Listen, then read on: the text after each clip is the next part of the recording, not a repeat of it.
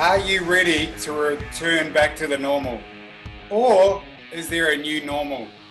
What a conversation started today, and I've got a couple of champions with me. We caught up with both of you guys about 12 weeks ago, so I'm really interested to see 12 weeks of business is flowing by. And we want to have a conversation today and just talk to the steel pushers about what you've seen over the last 12 weeks. I've got Lance from Tilly's there out in Toowoomba up there in Queensland. You cover a lot of the construction machinery and parts and bits and pieces. Welcome, Lance. Good to have you back. Thank you, Steve. And down there in Melbourne, we've got David from Telford Smith, and he's in the plastics and recycling game. You guys have been in that game for a long time. Big company. And looking forward to a conversation today. Welcome back, Dave. Thanks, Dave. So, how's it all been going on out there, Dave? What have you seen over that 12 weeks we've seen since we caught up? Yeah, a lot's been happening. Look, probably the first 4 weeks, everyone was a little bit uncertain. It was a bit quiet out there. We're still getting inquiries coming in, but it was noticeably lower. But I think after that sort of first 4 week initial shock, everyone just sort of went, okay, we've got to get on with things. We're still working, we're getting job keepers, so we're not putting staff off, and everyone just sort of ploughed through. I think our inquiry level, if anything, since then has picked up or is as strong as it was, all last year. Yeah, I think that's what we saw. It was like, I think we were all looking at that, what was going on in Italy and, America a bit at the time, and we were all like, Jesus, what the heck is this going to hit Australia big? And I think it did stop there for a few weeks, but it bounced back pretty quickly, I think. Is that what you found, Lance? Yeah, I think we were very fortunate. We had that very uncertain time, probably mid-March through to the end of March. Again, we deal with the Chinese and the Italians and the Americans, so our supply lines were potentially compromised. But confidence seemed to come back very quickly, and it might have something to do with the product we do, maybe the market that we appeal to. Agriculture never stops. As I said before to you, Steve, the cows keep growing, the plants keep growing, and they need the equipment we supply. We, in fact, were very fortunate in our April's been our strongest in history. So, wow. And that's 35 years of counting. So it's been good. I suppose we can't complain at this point, really. Many others can't say the same.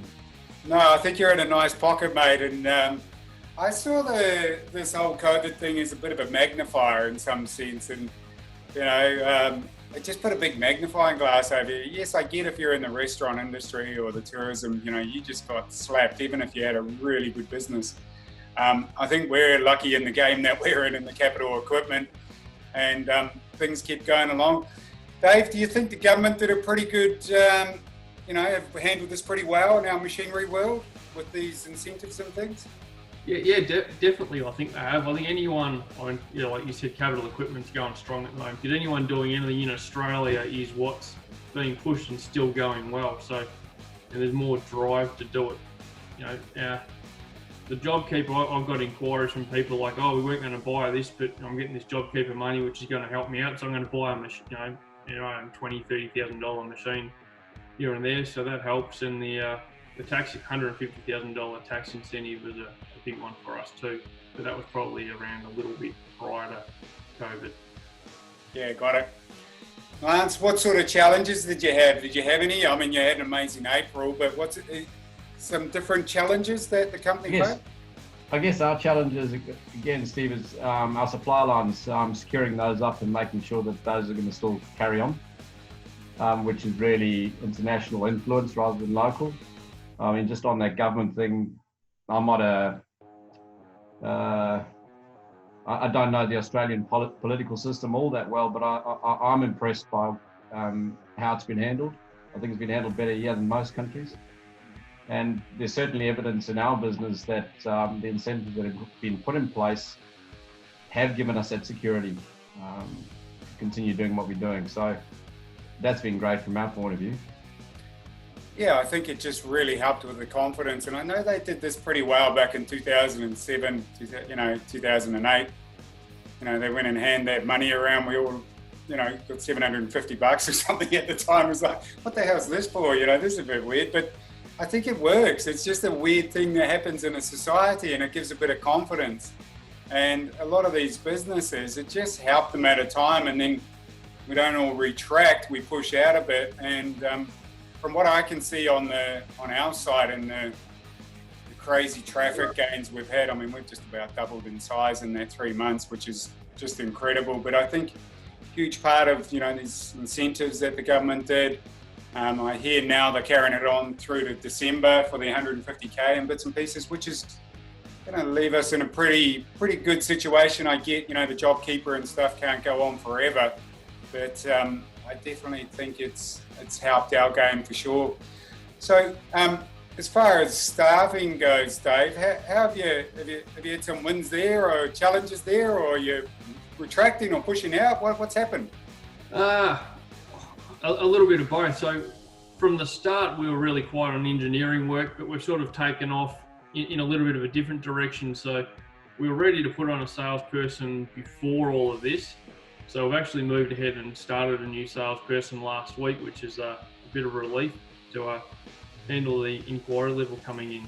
So yeah, we're pushing out. We're still advertising for a second salesperson as well, which was always our goal for this year. So yeah, a few steps backwards, but we're back on track to keep doing what we set out to do. Well, we've finally filled our floor, so I'm going to make sure they don't see your ads, David. I'd like to keep it that way for a bit. No, it's actually been really good to have a full floor, and there's always that concern by the selling group that the pie is the same size, the slice just gets smaller. It hasn't transpired that way, which is really good to see, and some really talented junior guys coming through, which is really cool. So how did you handle that, Lance? Because I know you didn't, no one went and worked from home, did they, for you, or not many? So what did you do? Did you have to split them up and put them in extra rooms? Would you build another office up there? Essentially what we did was we looked at, firstly, from a macro point of view, looked at the whole business, because we've got different segments of the business, the stores, dispatch. We got mechanics on site, refurbing machines, refurbing engines. So the priority was really to protect our what we call our supply chain area, because they're the only group that can't work from home. The mechanical side can stop, like David pointed out. There's certain engineering type things that you can slow down on. But when you can't get product out the door, that's when you have a problem. So we put measures in place to protect that area in particular, but none of our staff work from home. We just put proper distancing measures in place, facilities at the door for sanitizing, just the practical stuff that the government has outlined quite clearly for us to use. And was it different in the cities compared to, somewhere like, out to Wimba? Was there, what about, were your customers still coming in and sort of, into your show, checking out machines and things? They carried on? You know how hard it is to get the farmers to clean their hands when they walk in the door? Yeah. I mean, we had this thing in your face. You practically got to trip over the thing, but the ladies on the front still had to politely ask the fellas to clean their hands before they came in and that sort of thing. So, yeah, it's been an interesting time, some interesting challenges. Yeah, got it. Blood off their feet. They're just used to it, aren't they? Same shirt for a few days, that's all good. And what about you, Dave? What did how did the management handle, the last 12, 14 weeks? You guys gone all right? Yeah, we've sort of gone to a bit of a split workforce. So the sales team went home, willingly, and none of us want to go back really. I've been in a few days in the last couple of weeks, sort of catching up on a few things and realising how distracted I get there. So looking forward to continuing to work from home a few times. But yeah, so do you think moving forward you might work from home a bit more? Yeah, hopefully that's the plan. We'll see how it goes out. I work with my old man, and he's pretty traditional, but he's certainly come around on the whole working from home thing, and you know, he's even got Teams and Zoom set up on his computer now. So you know, he's a couple of years off 70, but he's learning new skills, and really he goes, oh gee, this is good, this, you know. So that's an interesting one, isn't it? Because they would have never ever considered that in the past. You know, that's a bit of a generation thing. You know, you got to shake their hand and you got to meet them and you got to have a meeting, and then all of a sudden to see it a different way. I mean, you know, oh God, you know, I've spent so much of my time traveling around Australia, taking sales reps, going and seeing all you guys, and you know, trips and airports and motels and taxis and hire cars and all sorts. And then all of a sudden, you know, we got back a lot of time. I could have a nice meeting with one of our sales guys and not have to do all the trip and leave the family. I could stay in Happy Land here in the Gold Coast, of course. So it's been a pretty nice break for me in some regards. Yeah. My old man's travelled 2 or 3 weeks a month for the last probably 13 or 14 years, and maybe not so much prior to that, but still a lot prior to that. And he's been home 6 months, but yeah, video calls overseas, and he's probably thinking, why have I been doing it for the last few years when I didn't need to? Well, that's exactly how I feel. I still need to break away from the family a little bit, but jet ski takes care of that, so you got to have your time to yourself a bit. But it's been a bit of an adjustment and a nice one. You know, you see the kids for it, all that sort of stuff. Not travelling in a car to get to the office, not that I have to go far. But, you know, on the customer side of things, a bit of confidence out there, Lance, in your pocket, in your area. Are they confident? Are they quiet? Are they busy? Look, I mean, everybody's keeping an eye on the construction pipeline, which is something we all need to be mindful of. You know, that pipeline sits at about 6 to 12 months. Haven't been in that game before.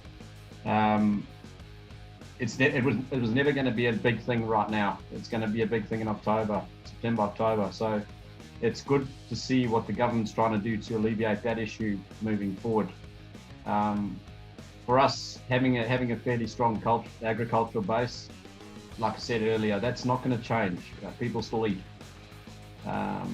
You know, regardless, we use a little bit more toilet paper, but we still eat.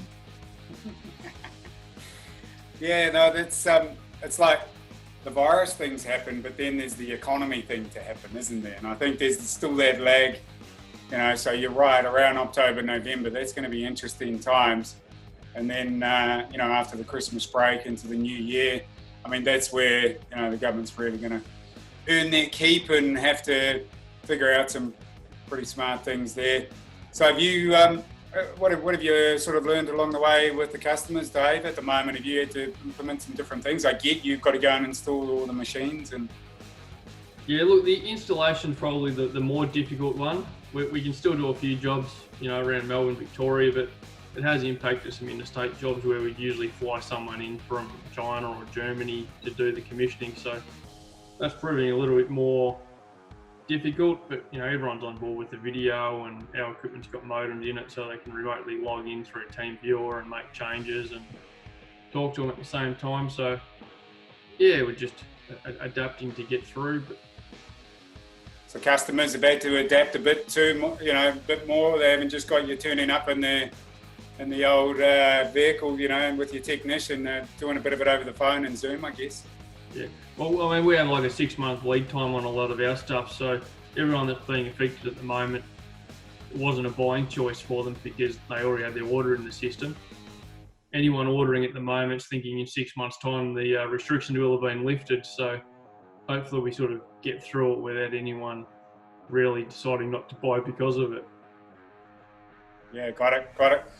Hey guys, time's flying by. We're going to have to jump to a short break, but after the break we've got some efficiencies you guys have found and some other good conversations. So let's take a quick break. We'll see you steel pushers just after the break. 3, 2, 1, play. Let the fun begin. Hey all you steel pushers out there. Don't miss it, 1 p.m. on Wednesday. Happy with that? Yeah. I reckon it was pretty good one take. Yeah, that's what I was... Alright, cool. Go and get your other kit on? Okay. And we'll do the other. Yeah, you got some. Yeah. I'm talking a mix doing this. 1, 2, 3. 1, 2, 3. Alright, 10 seconds. God, there's the bloody kids pissing around a bit of 5, 4, 3, 2. Welcome back, all you steel pushers. Yeah, you know what David did to the Goliath, right? No. Oh, I love the sound of that, Lyndon. Beat him with a pebble. Knocked him clean the out. So who did you think you were? Ah! Lawnmowers and small machinery. Yeah. Heavy gear. Big mining, big yellow. Yeah. Metalworking. The little one. David, mate. Hey, not that bloody little. Declan, what's your secret to standing out from the crowd on LinkedIn? G'day steel pushers. Here to tell you about next fortnight's Edwards. To a stand. That director's definitely got one over you, mate. Mate, don't mop the Santa. I can turn you into an elf just like that. What? That's the way. This is a topic I've been really looking forward to because there's so many terrible websites out there for you machinery dealers. He's gone from a stream now. Look at the camera. Stay still. Seems to be the simplest way to go. So over here, all you steel pushers, buy better and Sell faster. Faster! right on cue.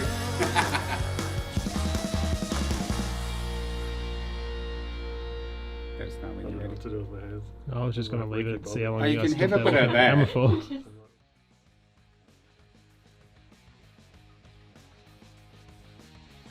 All right, welcome back, all you steel pushers. We've got a couple of interesting characters here, and we're having a great conversation. So, I want to carry on a bit about, stock levels and, the difference between used and new. So, Lance, you got plenty of used gear out there at the moment, or is the Now, sales you're team asking me an sold? unfair question there, Steve. We were always overstocked.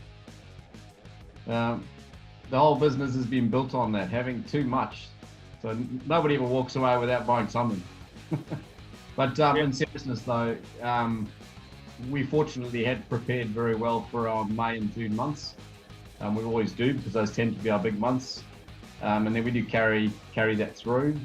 So we haven't really felt any significant issue with stock at the moment. Our supply lines seem to be coming through quite well anyway. So we really just need to ramp up and make sure we're on par come sort of October, I think. So yeah, good. No real difference between new and used. Different segments of the market appeal to the different areas anyway. So Yeah, I've always liked your leader's philosophy out there. Just buy anything you can, and no truck comes back from the auction without a machine on the part of the truck, wasn't it? It's brilliant. you don't want to be the CFO though. Nah. Yeah. Lots and lots of, I guess that's why you just about go half a Toowoomba out there just so you can fit all those machines and he keeps buying. Well, and but we moved a lot too, which has been very pleasing.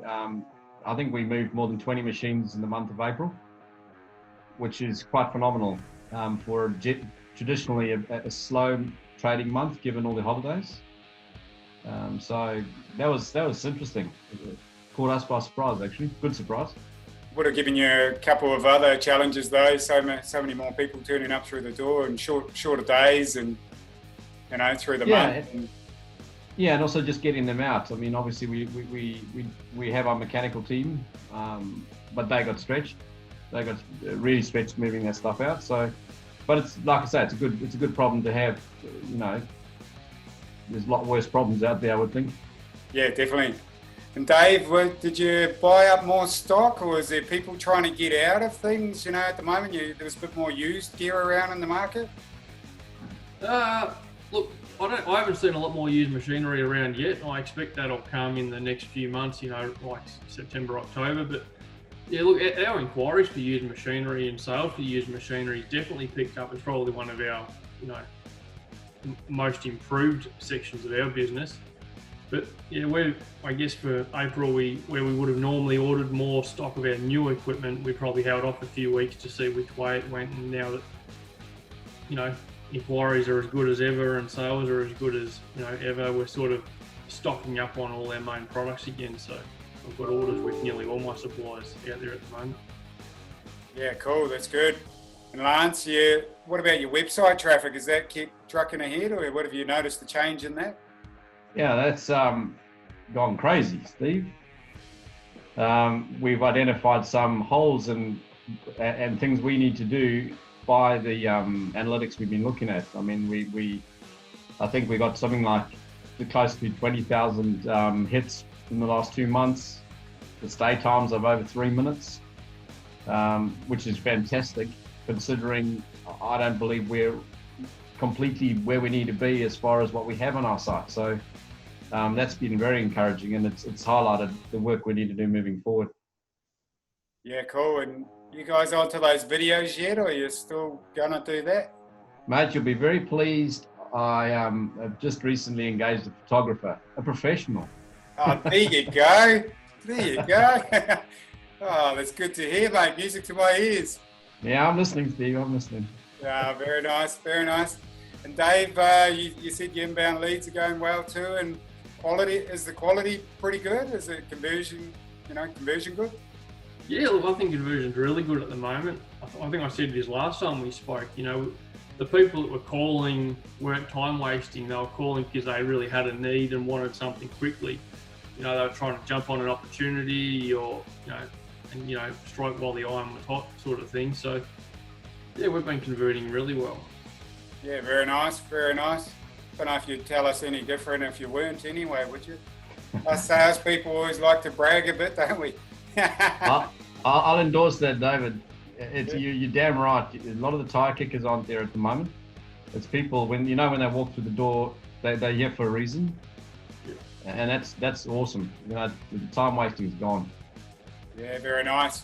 Lance, just quickly, when we were around in GFC, we noticed that's when we got a lot of tire kickers, but maybe that was the tail end of the GFC where it seemed like no one had anything better to do than look at machinery and send inquiries.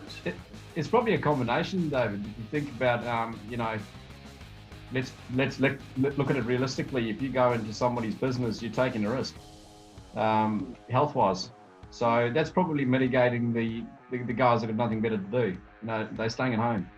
Yeah, it's a really good point. Help screen the time wasters out. Yeah, just a minor virus. Yeah.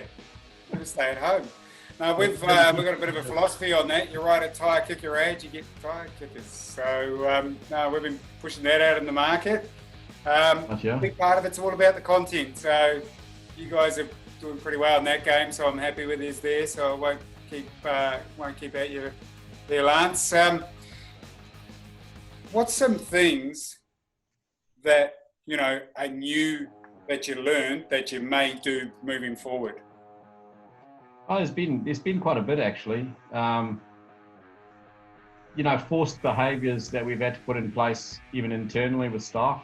I'm actually having a meeting at the end of the week with my line managers where we're going to discuss which processes will remain. For example, we have a lot of potential conflicts when our salesmen run into our stores area and demand things of stores people. The fact that they weren't allowed to go in there has created an efficiency all on its own, and both groups are happy with the scenario. So there's multiple examples of that through the business. So it's not been a terrible thing learning these new habits. That's a really interesting one, and as soon as you said it, Dave's face was smiling, and so was mine, because I used to be a salesperson, and of course, we just had these parts in, and then you're down to the parts area and trying to negotiate with the poor old parts manager how much these guys need these parts. So, Dave, you've noticed a few things there too? Yeah, definitely, and it's a little bit still on my to-do list. Sorry to the guys at work, but yeah, defining the flows of information where instead of everyone just going direct themselves, they're going through the right channels, so less interruptions and things getting done by the right people when it's the right time for it to be done. And David, it's a tough task. I've been trying to do that for 3 years. This has just provided a platform where nobody's arguing with the platform, and then they see the benefit. Great, nobody's arguing anymore. Yeah, that's an interesting one. We realised we had to go into training a bit more, because when they were isolated, or when they're in the office, it was just getting covered up, because they were just asking the person beside them and the other person and the other person. But all of a sudden, that person was already on the phone talking to a customer. So we realised our training needs to step up. So we've implemented weekly training throughout the whole team. And I don't think we would have found that hole unless they were all working from home. So that was something pretty cool for us. What about, travel to customers and things, Dave? You obviously weren't flying and getting around, so the customers were coming to you, or? Yeah, we still had quite a few, well, not quite a few, but several people coming in to see us, which has been good. Good to interact with some people, but yeah, look, going forward, it'll be definitely more online, more video. I think trying just even the sales call, when you can see someone else's expression and sort of see how they're taking it, you can get a bit more feel and a bit more craft out of your salespeople. Where, 3 months ago, I guess if you're just going to send an email because you couldn't see them or pick up the phone, you sort of lose that, that gut feel, how hard to go for the sale and what you can and can't ask. Yeah, it's all the visual stuff, isn't it? Otherwise we're just running an auditory. And they say, people taking about 7% of your auditory, so you add the element of visual. I think that's what's worked really well for us, because we can actually go into a Zoom meeting and share the screen and, and show them the website and what's good and what works better and stuff. So the old crystal ball, Lance, have you managed to track down one of those yet? What's coming up in the future? Oh, mate, they're all sold out. We didn't stock enough of the bloody things. No, that's probably going to be the biggest challenge, I think. We kind of set milestones for ourselves internally, just as far as planning is concerned.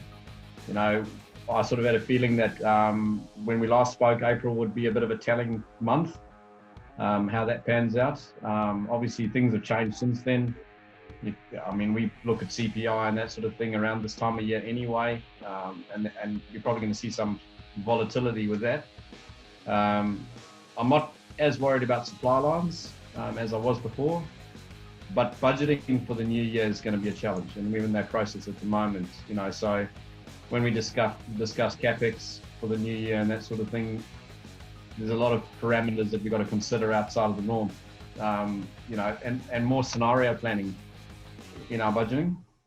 Yeah. So to give you an example, we've been running 2 cash flows, the COVID cash flow and the standard cash flow, and looking at how they run in tandem. And then obviously we've got a milestone when certain parameters are closed. That's when we know we can run with one again with some certainty. So things like that. You're a smart man. There you go. There's a great little tip. Run 2 cash flows. I'll have a chat to our department and see if we can put something together. That's a great idea. And Dave, it doesn't mean a Steve cash flow and somebody else's cash flow. Yeah. Just for the record. Yeah. I've got my ideas of what I think it should be and what the team needs to do. Like setting pretty big goals. What about you, Dave? What do you think's coming up over the next few months and beyond? Look, I'm cautious that, like the financial impact on a lot of companies might hit around sort of September, October this year. So always got that in the back of my head. Well, let's get as many orders as we can now. But the numbers and the history tell us that the waste industry, which we're in, grows year on year, regardless of the GFC and everything else. So that's good. I see the government really pushing recycling, so that's good, and they're throwing a lot, in addition to the tax incentives, they're throwing a lot of grants at the recycling space, so that's going to be good for us as the government tries to get the country out of crisis. And plastics industry, where we do our processing gear, feels like there's going to be more manufacturing in Australia after this and more encouragement, incentive to do manufacturing. So I think that's an area that will start to improve in the next sort of 6 months. So.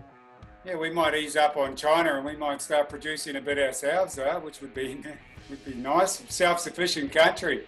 Over 20 million, surely we can sort it out ourselves. You're down in Victoria, mate, and they've just talked about fast-tracking the inland rail, which is great for Toowoomba area in particular. and that's going to connect where I'm sitting and where you're sitting. So, there are definitely things in the pipeline which is going to service, I know, our industry, and it sounds like yours is going to be in decent shape, it's awesome news. Yeah, so all in all, really, this travelled pretty well over the last 12 weeks. Is there anything else you want to add, Dave? No, look, I think it's the only thing. My feeling at the moment is that we're coming out of this stronger than we went into it, and without really much of a hiccup. Okay, sales might have been down for a month, and we'll see how things go. But yeah, I'm very optimistic going forward. Very nice, very nice. And what about you, Lance? Yeah, I think from our end, one, I suppose, sideline note, we put a lot of value in our staff, and I'm sure, David, you do the same, and yourself too, Steve. And, our absenteeism rate has almost gone to zero over this period. I'm going to be idealistic and hope that it's because people realise the value of what they've got.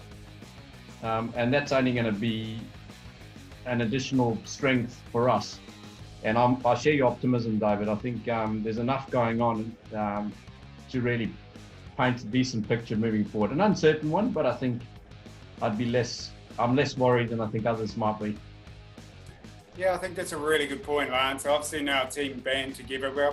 Our culture at the moment is probably, I think, the best it's ever been in 14 years, because we just, it feels like we've gone through something together. Yes, that first couple of weeks, it all just slowed down, and everyone was seeing their mates getting put off jobs and all that type of stuff. So all of a sudden, there was a lot of people who had a lot new, different appreciation for the company and for their situation. So I think it's brought together, obviously the strong companies got stronger, and we're all coming out the other side. And yes, we've got next 3-6 months will be very interesting. I think we'll have another catch up just before Christmas there, because October around there will be interesting to see what happens, but we're all in pretty good position here as we talk today, I guess. So really appreciate you guys coming on the show. I've gone a little bit over in time, but it was just such a good quality conversation. I really appreciate it. Hope you steel pushers out there enjoyed it, and we'll see you in a couple of weeks, and we'll crack on to the next topic. So for now, over here at Machines for You, steel pushers, we buy better, sell faster. Thanks, guys.